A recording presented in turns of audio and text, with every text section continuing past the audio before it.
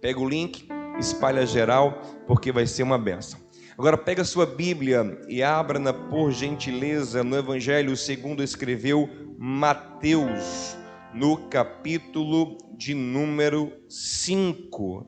Nós estamos meditando já há 4 cultos, esse é o 5º, os cultos dominicais, nas bem-aventuranças que Jesus ensinou.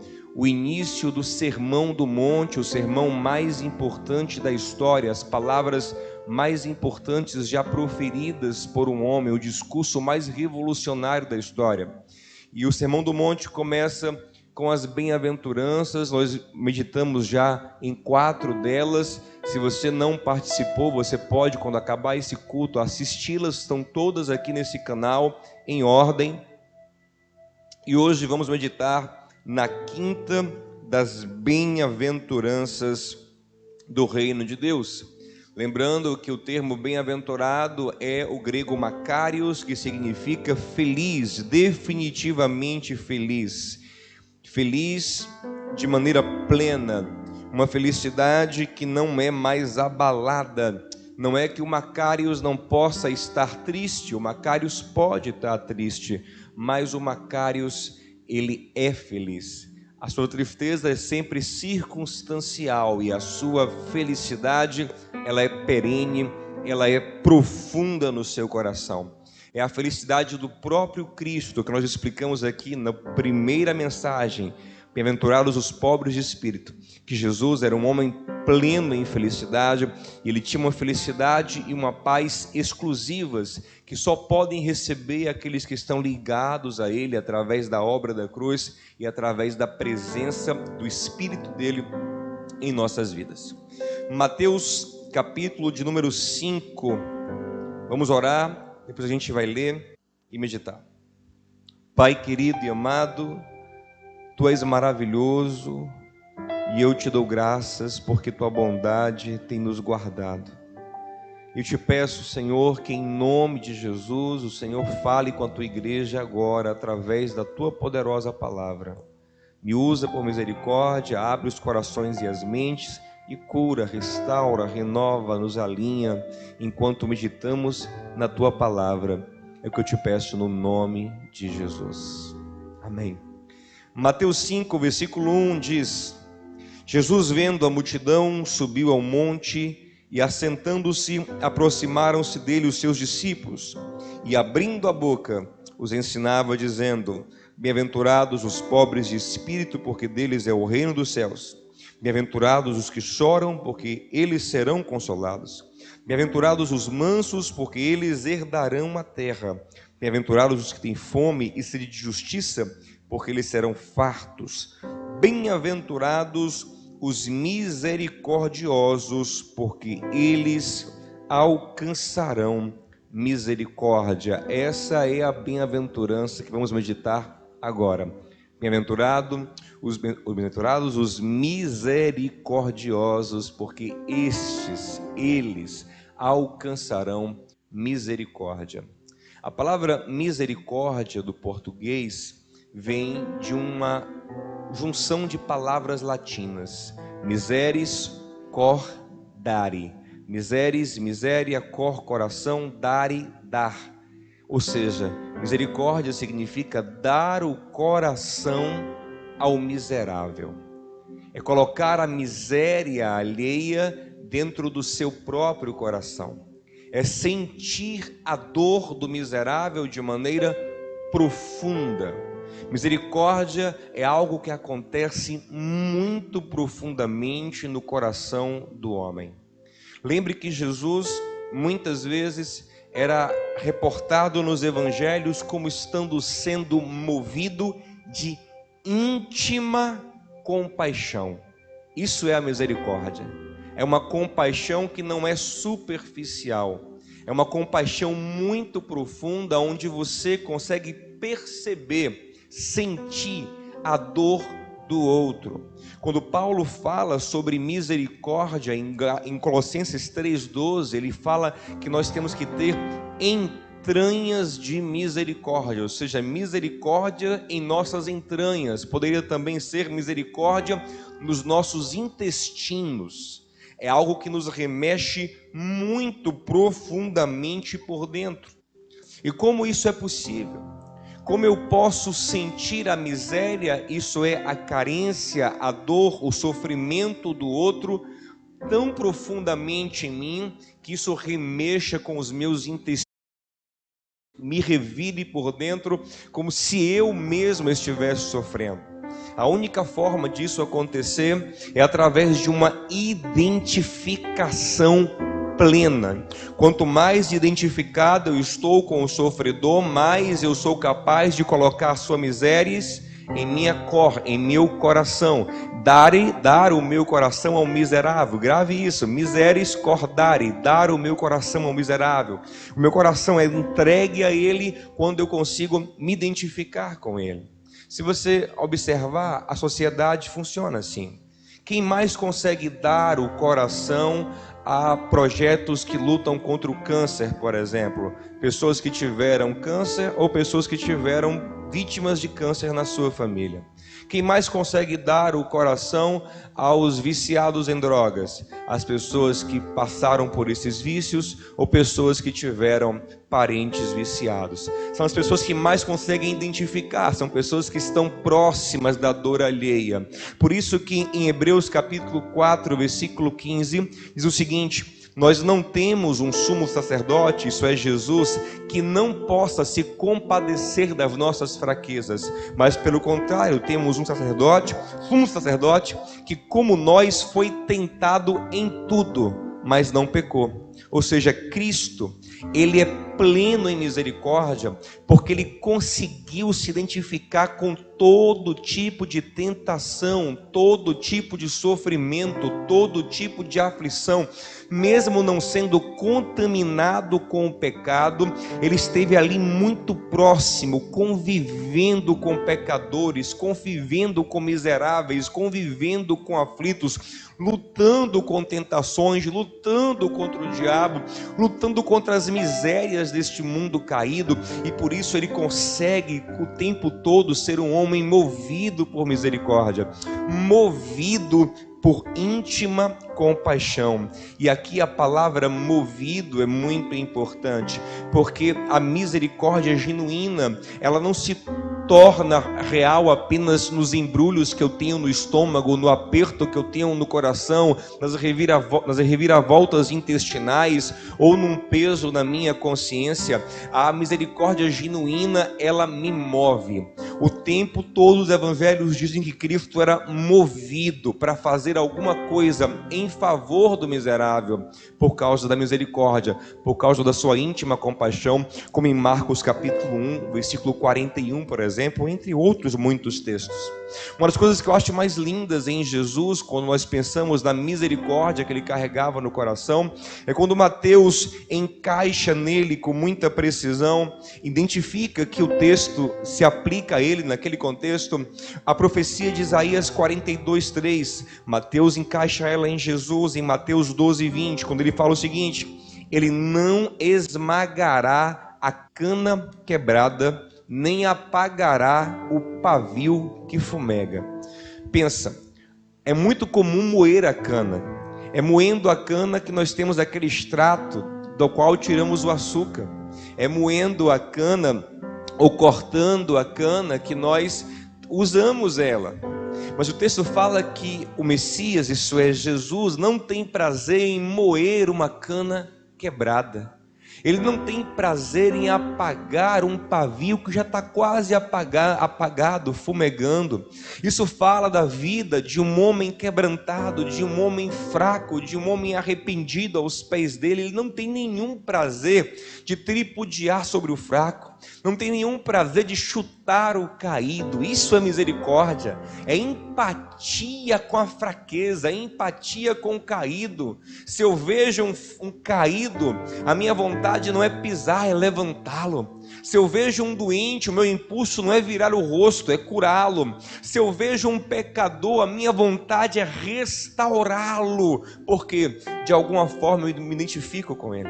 Cristo conseguia olhar para as canas quebradas desse mundo, as pessoas quebradas, os pavios fumegantes, quase apagados e sem esperança, e se identificava com cada um deles.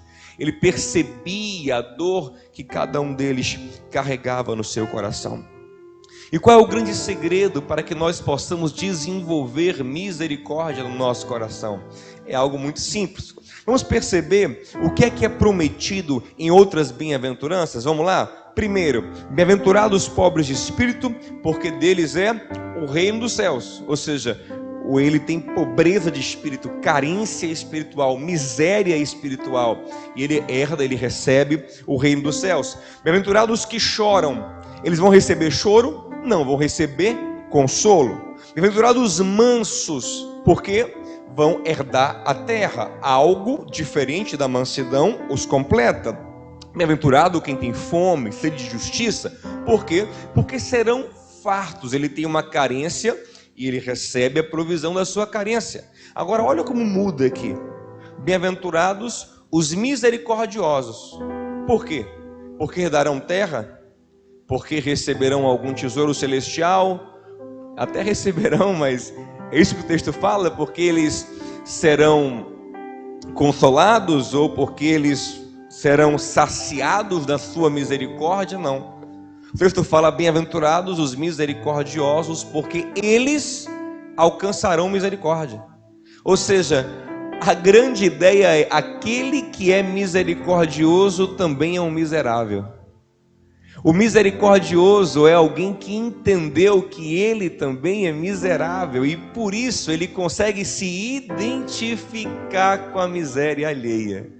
Eu acabei de explicar que a misericórdia ela brota, ela flui das nossas entranhas quando a miséria do outro entra em nosso coração. Recapitulando, quando é que isso acontece? Quando eu consigo me identificar com a dor do outro. Por isso que William Shakespeare dizia que misericórdia não pode ser forçada. Ele dizia: a misericórdia ela deve gotejar naturalmente. Como? Como quem se identifica com a dor alheia. Então vamos recapitular. A misericórdia acontece quando a miséria do outro vem para o meu coração. Quando isso acontece, quando eu consigo me identificar. E por que eu consigo me identificar? Porque eu também sei que sou miserável.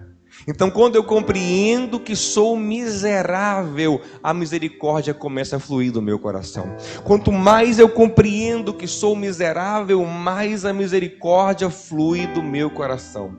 Faça um teste com você mesmo. Identifique o pecado que você mais cometeu na vida. Então comece a conversar sobre outros pecados. E você vai observar, quando você fala de pecados que não são a sua fraqueza, você costuma ter uma postura mais dura, uma postura mais firme, mais intransigente. Mas quando o assunto começa a chegar no pecado que é ou foi a sua fraqueza, seu coração amolece na hora. Porque naquele momento a sua consciência lhe diz: você também só está de pé nessa área por causa da misericórdia. Bem-aventurado aquele que entende que é miserável, então consegue se identificar e precisa de misericórdia. E a verdade é que todos nós só estamos de pé hoje por causa da misericórdia do Senhor. Lamentações 3:22 diz: nós não somos consumidos por causa das misericórdias do Senhor. Elas são a causa, o motivo de não sermos destruídos, porque as suas misericórdias não têm fim e se renovam a cada manhã. É por isso que nós não fomos destruídos, porque a justiça pura, a justiça desprovida de misericórdia já teria nos consumido há muito tempo. E aí entra um ditado judaico belíssimo e profundo, que é o seguinte: não existe justiça verdadeira sem misericórdia. Isso é muito interessante. Não existe justiça verdadeira sem misericórdia. Por quê? Porque a justiça e os juízes também são amparados pela misericórdia. Toda justiça humana, aqui eu vou separar Deus, vou falar sobre ele daqui a pouquinho, mas qualquer justiça que os homens tentem exercer, se ela for aleijada de misericórdia, é uma justiça falha, é uma justiça injusta. Por quê? Porque o juiz que julga também é sustentado por misericórdia. E como é que eu sou sustentado pela misericórdia divina e quando vou julgar não aplico misericórdia? Eu sou injusto, eu sou hipócrita. Quem é sustentado por misericórdia deve fazer todas as coisas sob o olhar, sobre o impulso da misericórdia. É por isso que Jesus, quando ensina o Pai Nosso, o modelo de oração, diz em Mateus 6,12: orem assim: Pai, nos perdoe, como nós perdoamos aqueles que nos ofendem. Eu só posso pedir perdão a Deus no momento que eu também perdoo aqueles que me ofendem. No momento que eu me identifico com o pecado, então eu me coloco na posição de miserável. E quando eu olho para o outro, eu posso julgá-lo, eu devo julgá-lo, eu devo satisfazer a justiça. Isso não quer dizer que eu não posso analisar, avaliar ou julgar nada. Eu posso, devo tomar decisões, isso são juízos, mas tudo deve ser com muita misericórdia. Deve ser como quem sabe que está de pé também por causa da misericórdia. É como a parábola que Jesus conta sobre o credor incompassivo, ou o credor sem misericórdia. Um homem foi diante de um rei e pediu: rei, tenha misericórdia de mim. E o rei perdoou a sua dívida. Quando ele sai na rua, ele encontra alguém que devia a ele, agarra pelo pescoço, ameaça colocá-lo na prisão se essa pessoa não pagasse a ele, e a dívida era muito menor do que a dívida que o rei lhe perdoou. Então o rei fica sabendo dessa falta de misericórdia dele e chama ele para fazê-lo cair em si. Diz: homem, você esqueceu que você só está de pé por causa da minha misericórdia, que foi muito maior do que a que você deveria ter com o teu companheiro? Se você está sustentado por misericórdia, como você pensa que tem direito de agir sem misericórdia? Quem é sustentado por misericórdia tem o dever de ser misericordioso. É por isso que Deus vai dizer, o único ponto do Pai Nosso que o Senhor reforça é esse, é Mateus 6,15, no 14, na verdade, acaba o Pai Nosso no 13, no 14 ele começa a falar: se vocês não perdoarem aqueles que ofenderam vocês, o Pai Celestial não poderá perdoar vocês. Por quê? Porque quando eu não ajo com misericórdia, eu me coloco numa posição que não é minha, eu tento usurpar uma posição que só Deus pode ocupar. Agora ouça isso, que isso é muito profundo. Só Deus pode julgar sem misericórdia com justiça. Deus pode sim exercer uma justiça genuína, verdadeira, mesmo sem misericórdia. Por quê? Porque Ele é o único ser no universo que não é sustentado por misericórdia. Então Ele não é hipócrita, Ele não é injusto quando Ele não repassa misericórdia, porque Ele não recebe misericórdia, Ele não precisa de misericórdia, porque nele não há miséria alguma. E é por isso que Ele pode falar o que Ele falou a Moisés em Êxodo 33:19, e que Paulo transcreveu em Romanos 9:15. Ele falou o seguinte: eu terei misericórdia de quem eu quiser ter misericórdia, e terei compaixão de quem eu quiser ter compaixão. Deus é o único que pode falar assim no universo. Só Ele pode escolher sobre quem derramar misericórdia e sobre quem não derramar misericórdia, porque Ele é o único ser que, ao julgar sem misericórdia, se Ele o quiser fazer, não estará cometendo injustiça, porque, eu repito, é o único que não é sustentado por misericórdia. Mas vou lhe falar uma coisa, Ele não costuma fazer isso, pelo contrário.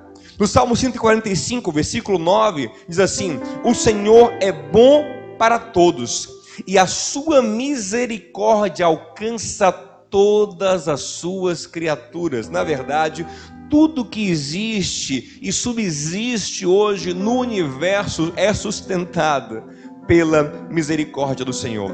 Só tem um caso, ouça isso é muito interessante.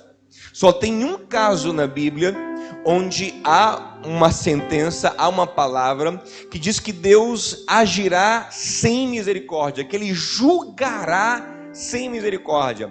E sabe quem será o réu desse juízo divino sem misericórdia? Adivinhe, justamente Ele, aquele que não é misericordioso. Esse não alcançará a misericórdia. Está em Tiago 2,13, fala assim: o juízo será sem misericórdia para quem não fez misericórdia. Qual é a lógica?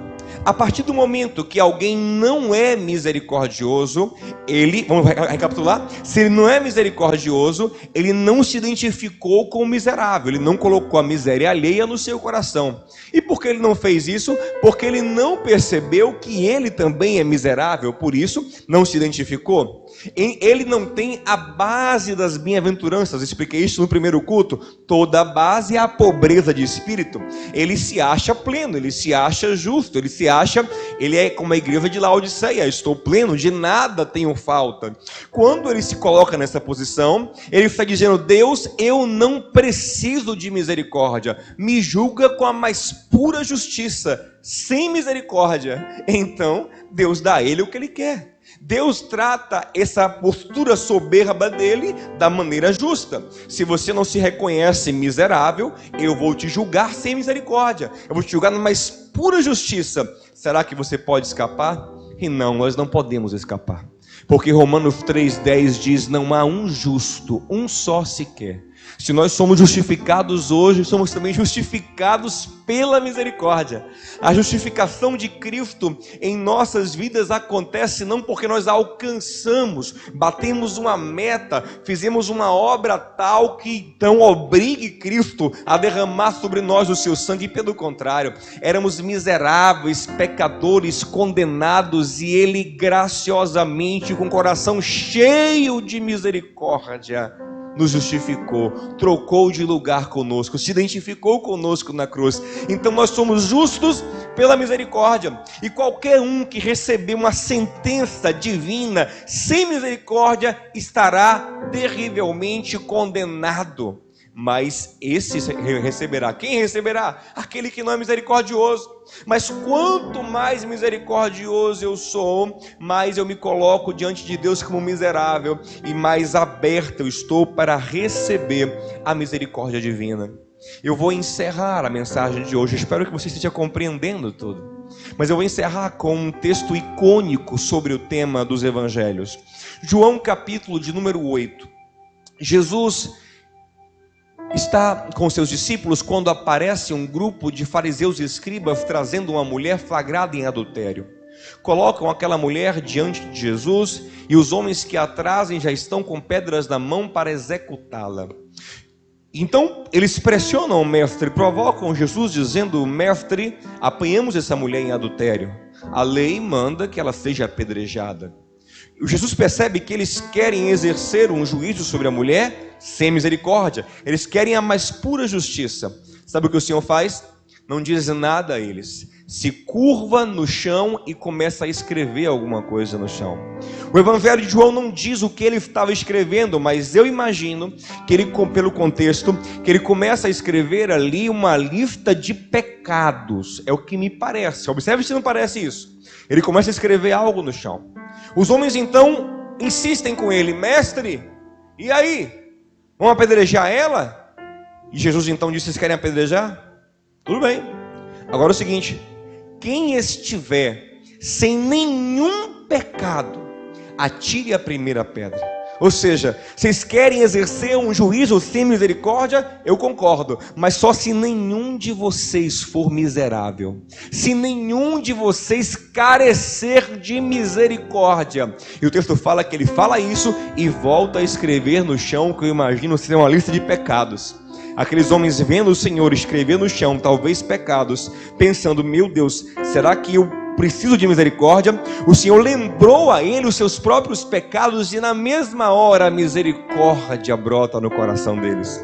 E o texto fala que eles começam a largar as pedras e ir embora um por um, começando dos mais velhos, aqueles que mais acumulavam pecados na vida. Ou seja, no momento que eu lembro, que eu percebo que eu sou um miserável, aquele meu impulso de uma justiça crua, ele abaixa, ele apaga aquele fogo inflamado de um juízo cru, e a misericórdia vem moderar a minha vida, vem às vezes até apagar a chama e me fazer perdoar, me fazer querer o bem. Agora observe, todo mundo foi embora, ficou só Jesus e a mulher. Jesus levantou do chão e perguntou à mulher: e aí, mulher, onde estão seus acusadores? Ninguém te condena? E ela disse: Senhor, ninguém. Mas ele estava ali. Ele era o único dos homens ali que não era um miserável pecador. Ele poderia exercer sobre ela uma justiça sem misericórdia. Mas como nós falamos no início, ele é totalmente identificado com o pecador. Ele nunca cometeu adultério, mas ele conviveu tão profundamente com o homem, foi tentado em tudo, que ele consegue perceber o porquê que aquela mulher está ali. Não é que ele justifica o pecado, ele nunca faz isso. Ele justifica o pecador. Ele entende, ele compreende a dor daquela mulher. Ele fala: eu também não te condeno. Eu tenho misericórdia de você. Eu me compadeço de você. A misericórdia é esse impulso restaurador. Observe, não é um impulso que banaliza o pecado, é complacente com o mal, pelo contrário. Porque o Senhor diz a ela: vá. O vá é viva e não peques mais. Não é tipo: oh, que legal, eu sempre vou ter misericórdia de você, então fique à vontade para pecar. Não, o pecado é mal. O pecado faz mal para ela, faz mal para os outros. Eu não sou complacente com o pecado. Eu enfrento o pecado. O Senhor, se necessário, irá castigar o pecado. É o que Hebreus diz, que o Senhor castiga, corrige todo aquele que Ele ama, que Ele recebe como filho. Mas esse castigo é misericordioso. A função desse castigo é educar, é curar, é transformar. Em tudo que Deus faz, Ele usa a sua maravilhosa misericórdia, a não ser para julgar aquele que não é misericordioso, é o que a palavra diz. Então Cristo diz: deixa o pecado, larga o pecado, mas eu não te condeno, eu te cubro. Agora, se ela continua vivendo no pecado, ela vai sofrer as consequências desse pecado.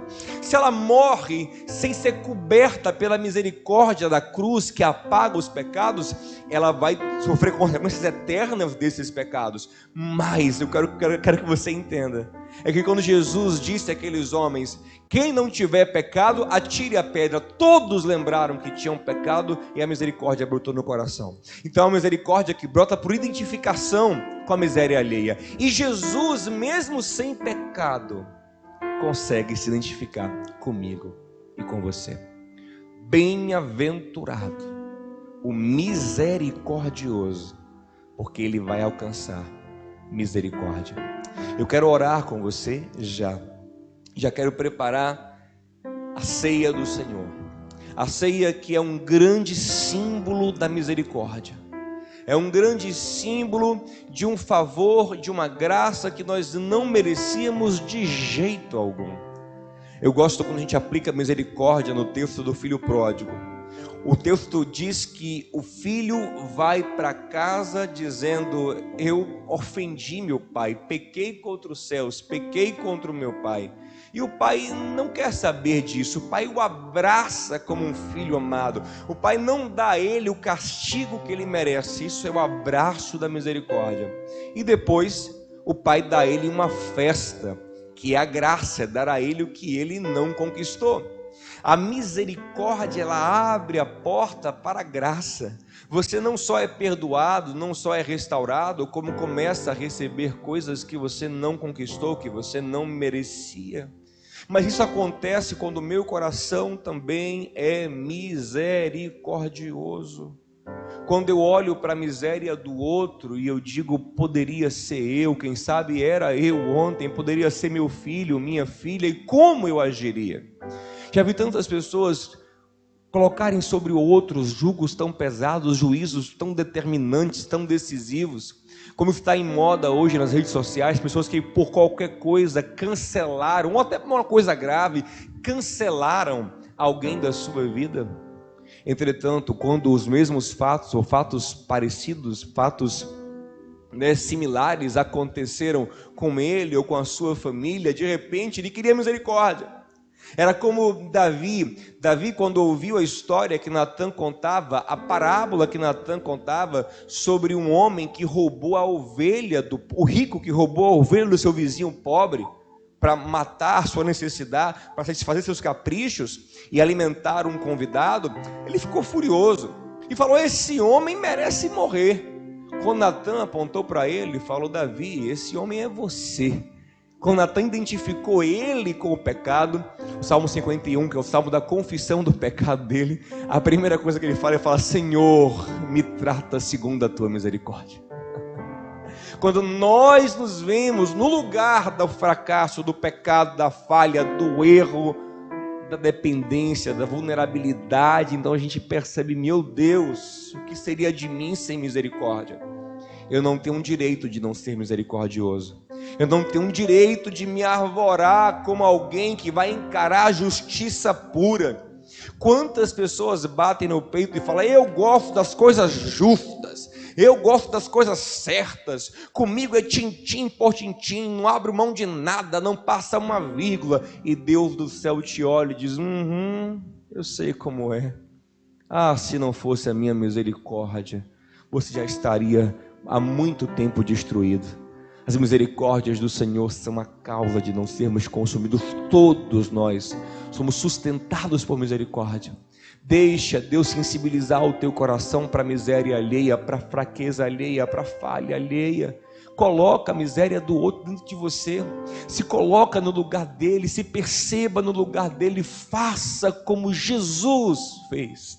Sendo Deus eterno, santo, incorruptível, inabalável, encarnou num corpo frágil, num corpo limitado, num corpo 100% humano, para se identificar conosco e poder encher o seu coração de misericórdia. Desce um pouco da sua glória, desce um pouco da sua grandeza, da sua sabedoria, da sua ética, da sua moralidade e tenta encarnar na vida do outro. Tenta se colocar no lugar do outro. Tenta sofrer o que ele sofreu na família, no casamento, na vida. Tenta perceber o que gerou nele esse ser hoje miserável que ele é. E você perceberá que você vai querer misericórdia, porque você no lugar dele estaria clamando por misericórdia, porque você em outras situações clama por misericórdia. Bem-aventurado misericordioso, porque alcançará a misericórdia. Se você for corajoso para fazer uma confissão, coloca nos comentários aí: eu preciso de misericórdia. Declare isso, seja humilde, diga: eu preciso de misericórdia. Diga: eu quero misericórdia. Diga: eu sou miserável, eu tenho as minhas misérias. Coloca nos comentários aí, se identifica com alguém miserável, porque isso faz de você um alvo da misericórdia, um alvo da graça, um alvo do perdão maravilhoso do Senhor, que só será negado àquele que não for misericordioso.